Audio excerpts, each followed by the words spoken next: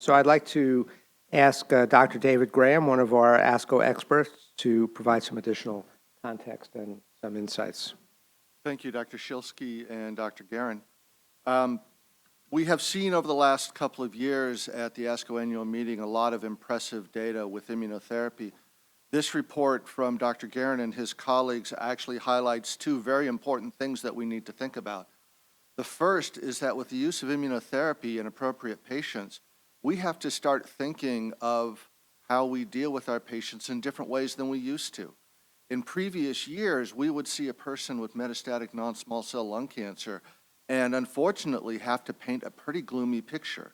Their chances of being alive 5 years down the road would be 5% or sometimes even less.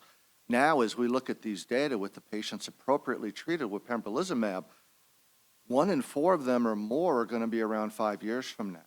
And that completely changes our mindset as we treat patients. The other very important thing that this report highlights is the importance of appropriately funded studies to gather these data. Working just in practice patterns in the community, we would have never learned this from our patients. Without an appropriately funded study to gather these data over time, we would never find out that there is this group of people who are around that is way more than we could have ever expected. So we continue to highlight in ASCO the importance of appropriately funded clinical trials, and this is just another highlight of our theme of this meeting. We're learning from our patients every day. Thanks.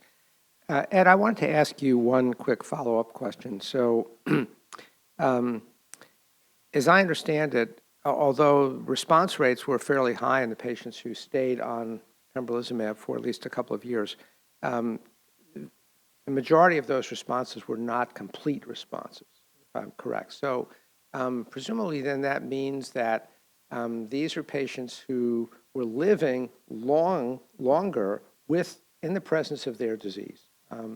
So does this suggest that somehow there's now some symbiosis between the immune system in the patient and the tumor, that the patient is able to just continue to survive, presumably without progression of the cancer, but without its complete regression either? Thank you for the excellent question.